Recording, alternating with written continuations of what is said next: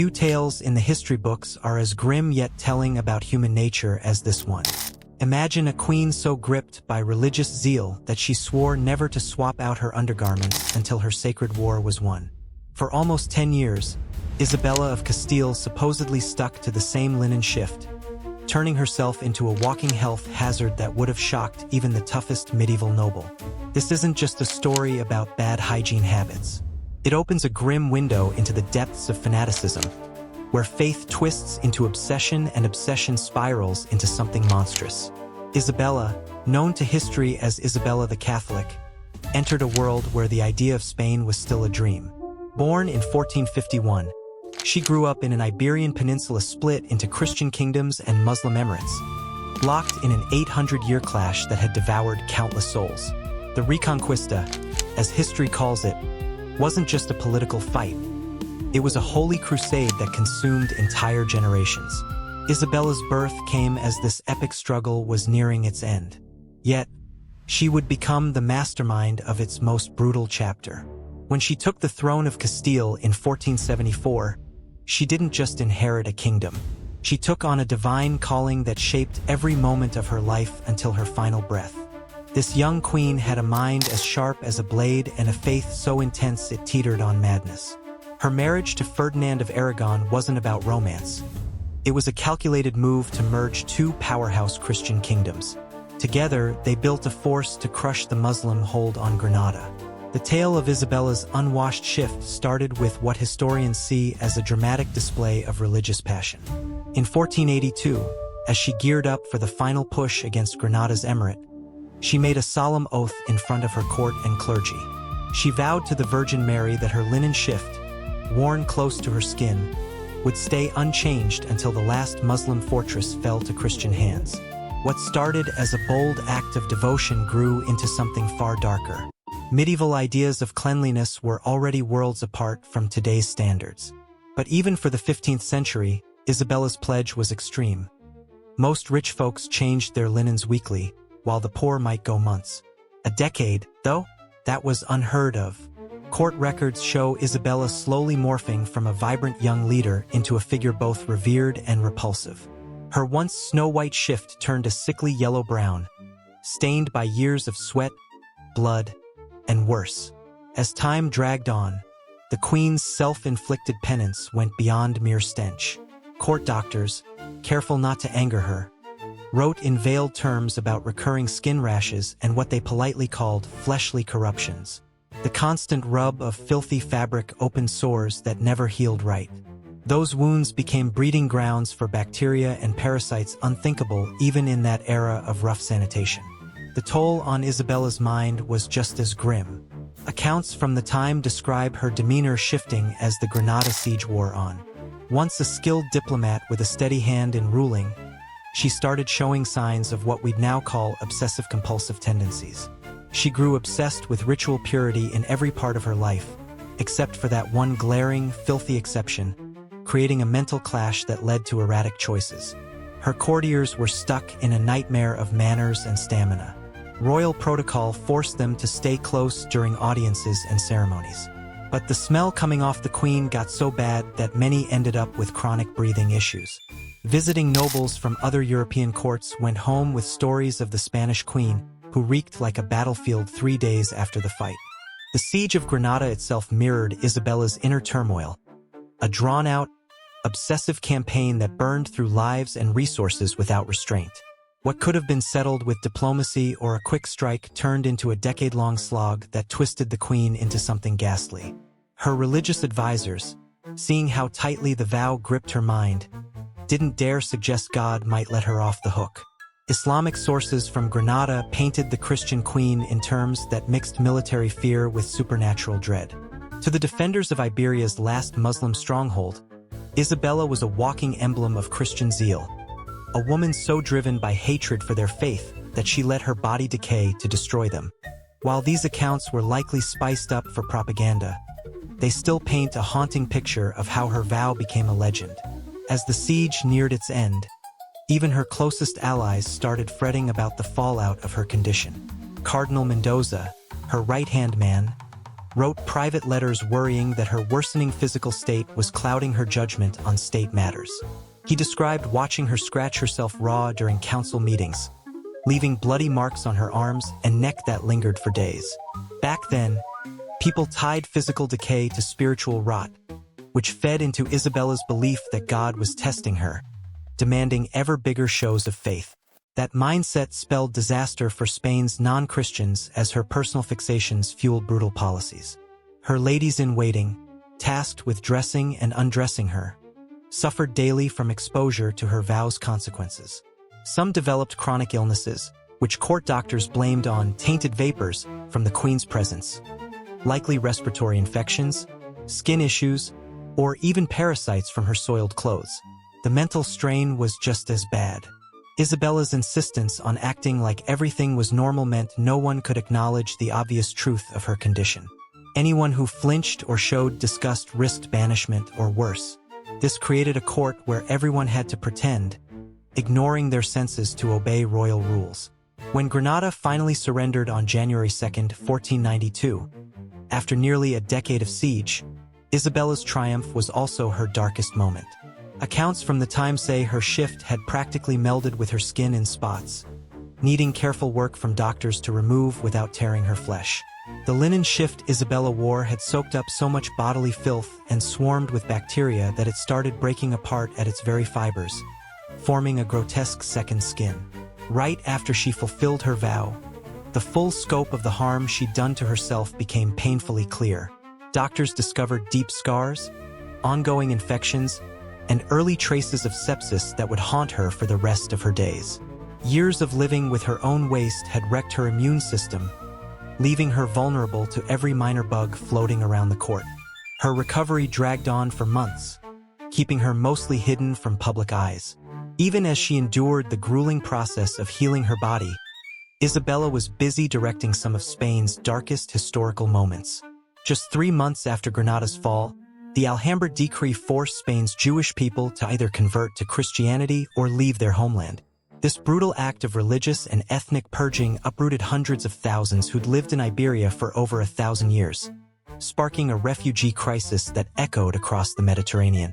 The Spanish Inquisition, officially set up under Isabella's command in 1478, hit its most horrific stride in the years after Granada's conquest.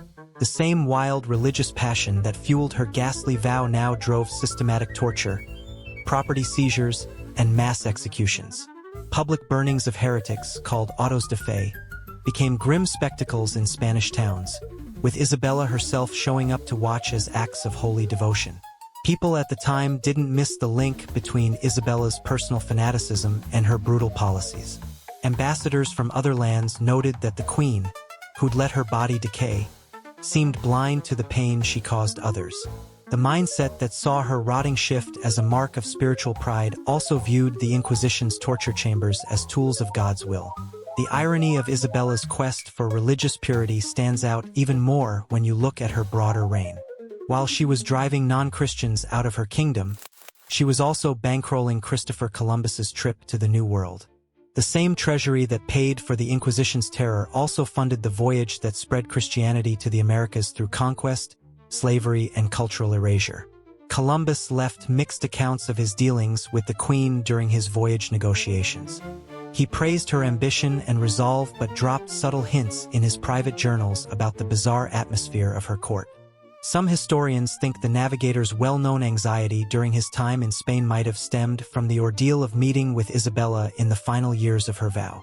The funding for Columbus's expedition shows the harsh math of Isabella's rule. Gold and treasures taken from exiled Jewish families and executed heretics covered much of the cost for his journey. In a way, the same religious zeal that destroyed Isabella's body also powered the economic engine that reshaped global power for centuries. Looking at Isabella's actions, you see a ruler whose judgment was deeply warped by her extreme religious habits.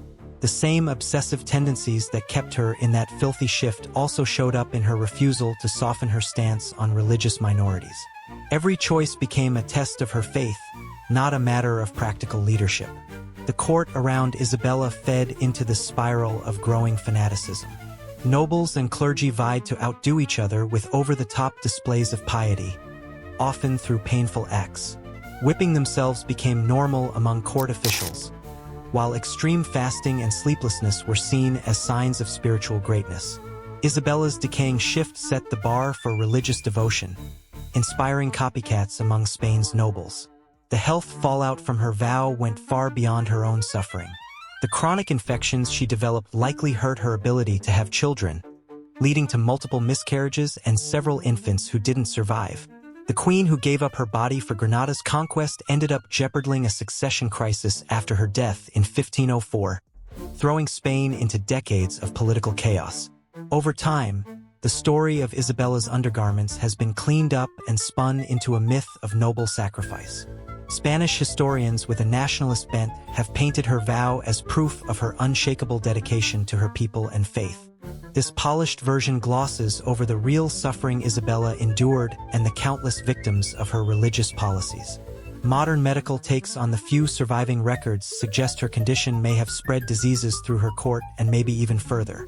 The mix of ongoing infections, terrible hygiene, and close contact with courtiers and foreign visitors created a perfect storm for spreading bacterial and parasitic illnesses. Some disease experts have even wondered if outbreaks in the court during this time were tied to Isabella's worsening health.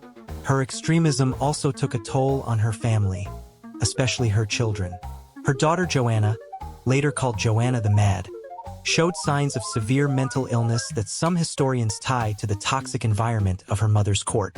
Growing up where self-destruction was hailed as spiritual victory likely played a role in Joanna's mental collapse and her struggles to rule. The religious leaders of the time were caught in a bind over Isabella's vow. They'd blessed her commitment at first, but her obvious physical and mental decline raised tricky theological questions. How could they criticize her extremism without undercutting the holy war they championed for decades? Their answer was a delicate balance of public praise and private worry, typical of how the late medieval church handled intense lay devotion. Foreign courts looked at Isabella's slide into obsession with a mix of shock and curiosity. The French, longtime rivals of Spain, used tales of the Queen's condition as propaganda to undermine Spanish influence. English writers under Henry VIII described her court as a warning about the perils of religious fanaticism. These outside perspectives shed light on how Isabella's personal choices shaped Spain's place on the world stage. The financial toll of Isabella's fixations was nothing short of jaw-dropping. The decade-long siege of Granada, partly paid for with wealth seized through religious persecution, stands as one of history's priciest displays of royal ego. Economic scholars figure the campaign's cost was like burning through 50 years of regular royal income, saddling Spain with debts that weighed it down for generations. The cultural impact of Isabella's rule carries the same unsettling contradictions as her personal vow. She's hailed as the mastermind who forged Spanish unity but also condemned for building a legacy of intolerance. The same stubborn grit that let her endure 10 years of bodily decay drove her to craft institutions and policies that shaped Spain's identity for centuries. The Inquisition lingered for over 300 years after her death, and the expulsion of Jews and Muslims left scars on Spain's culture and economy that still haven't fully healed. Dig sites from Isabella's court have turned up grim proof of what people wrote back then. Excavations at palaces used during the Granada campaign show signs of rampant disease, awful sanitation, and heavy use of perfumes and incense to cover up the mess. The artifacts from her court paint a picture of a society refusing to face its own brokenness. Isabella's influence on later Spanish rulers was massive. Her grandson Charles V didn't just inherit her lands. He took on her belief that personal suffering was key to ruling well. The Habsburgs' lean toward religious extremism and rigid politics can be traced straight back to the example Isabella set. The notion that a ruler had to prove their faith through sacrifice became a hallmark of Spanish kings and queens. Isabella's vow also shaped how she viewed health and sickness among her people. Having wrecked her own immune system on purpose, she showed little compassion for those hit by plague, disease, or hunger. Her approach to public health mirrored the logic behind her personal choices. Suffering was God's will, and easing it might defy his plan. Diplomatic letters from the time show how her extremism complicated international relations. Foreign ambassadors struggled to handle normal negotiations in a court obsessed with the Queen's quirks. The strict rules around dealing with Isabella's condition made communication and deal-making so tough that they likely caused several diplomatic flops. The intellectual and technological slowdown in Isabella's later years tied directly to the fanatical atmosphere she created. Science, art, and philosophy need a bit of open-mindedness, which clashed with the strict dogma she enforced.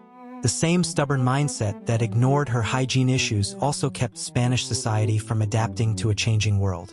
Court physicians' records of Isabella's condition offer a window into medieval medicine's limits and insights. Their cautious wording and veiled terms show how doctors had to tiptoe around a ruler who was both their patient and a potential threat. Those same records mark the start of a more careful approach to medical observation, laying groundwork for modern diagnostics. The role of Isabella's confessors and spiritual advisors in upholding her harmful vow raises tough questions about the morality of religious guidance.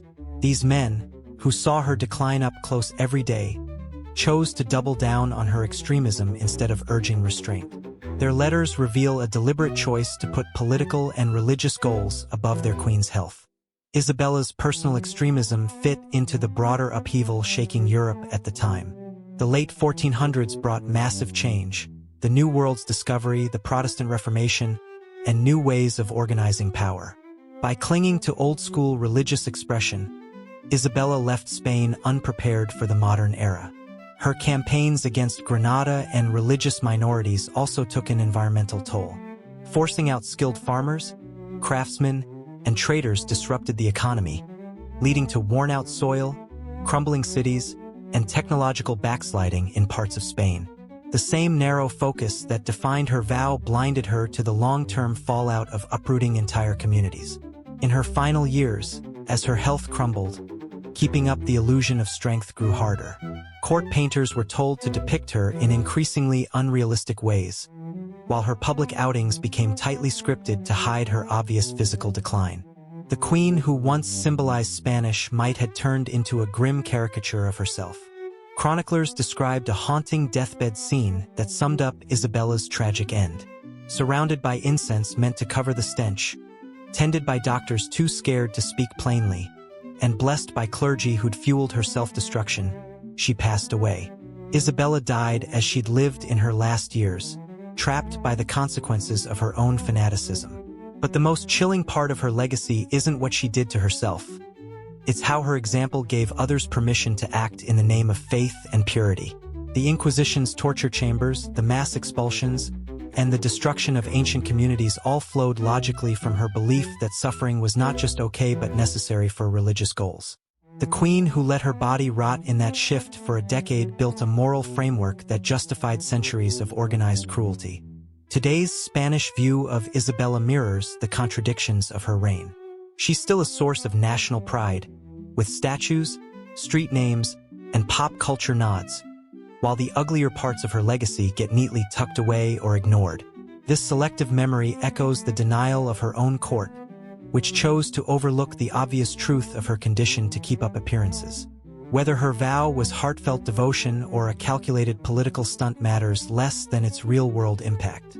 Whatever drove her, Isabella's actions set a pattern for religious extremism that shaped Spanish culture for centuries. The belief that faith demanded physical sacrifice, that purity meant ignoring basic human needs, and that unity required erasing differences all stemmed from her example. Modern geneticists have tried digging into DNA from artifacts tied to Isabella's court, aiming to pinpoint the germs and parasites that thrived in the unhealthy conditions she fostered. Though the findings aren't definitive, they hint at bacterial strains that laughed off the herbal cures common back then. This science backs up the idea that Isabella's personal choices likely harmed the health of everyone around her. The language from her reign shows how her fanaticism left a mark on people's minds. During her rule, new terms and expressions about religious purity, bodily decay, and divine trials crept into Spanish, many still lingering in the language today. The way people talked about faith, cleanliness, and societal order still carries echoes of Isabella's obsessions, showing how deeply her mindset shaped Spanish culture. The buildings from Isabella's time reflect the same tangled contradictions as her personal life. The stunning palaces and churches built under her watch were meant to broadcast power and godliness. but they were funded with wealth stolen from persecuted minorities and built with labor squeezed from ever harsher taxes. The beauty of these structures hides the violence and suffering that paid for them. How scholars view Isabella has shifted a lot over time, mirroring changing thoughts on religion, diversity, and women in charge. Early historians in Catholic kingdoms played up her faith and resolve while downplaying the darker parts of her rule. Today's historians, working in more secular times, take a much harder look at her methods and their fallout. Studying Isabella's psychology has helped us understand how religious extremism can show up in both personal actions and government policies. Her obsessive habits, refusal to soften extreme stances, and need to publicly display private suffering are red flags that modern observers now spot in other situations. The queen who stuck with the same underwear for a decade has become a textbook case of how power can go off the rails. The real tragedy of Isabella's story might be that she got everything she wanted while wrecking everything she claimed to cherish. She unified Spain by erasing its diversity, enforced Catholic dominance by abandoning Christian compassion, and cemented her legacy with actions that would weaken Spain's power for centuries. The queen who ruined her body for her faith built a kingdom that traded its soul for the illusion of purity. In the end, Isabella of Castile stands as a warning about the lure of extremism and the steep cost of unchecked fanaticism. Her foul shift, worn for nearly 10 years in the name of a holy war, became not a badge of devotion but a symbol of the rot that comes when human reason bows to rigid ideals. The Spanish queen who never changed her underwear teaches us that the line between saint and monster isn't about intentions but outcomes, and that history's most dangerous figures are often those utterly convinced of their own righteousness.